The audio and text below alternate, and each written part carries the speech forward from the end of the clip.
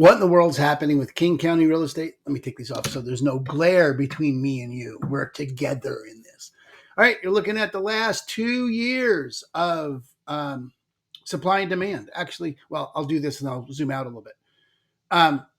Look at the supply. Supply is green, jumping up in March, in February. No, where are we?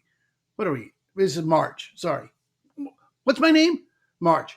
Jumping up in March, way over February, right? Little teeny increase between January and February, huge increase in March, which is what I suspected would happen. And it's predictable with seasonality. And this is looking to me like we're getting into something of a more normal kind of seasonality market, right? The last 2 years have been, last 4 or 5 years have been a little fucked up because you got COVID, huge spikes of people selling and moving. Then interest rates tripled in 2023. No one moved. You can see that in the graph. So this March, we had 20 in King County, 2,500 homes went on market.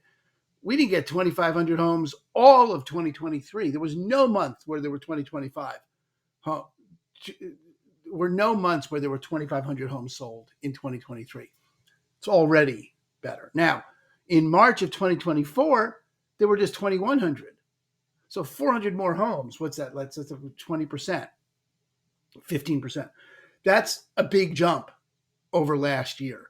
And buying demand has kept up. So it's pretty consistent, okay, over the last 3 months. So when the listings go, the buyers show up.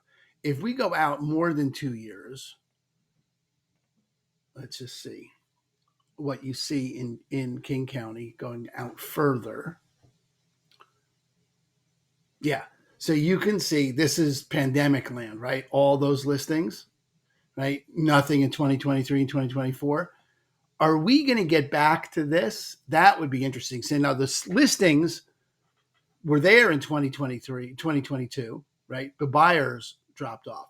Buying demand died last year and the year before.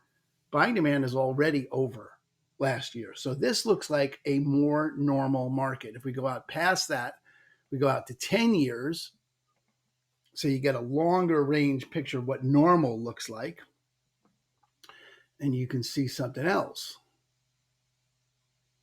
if it ever changes.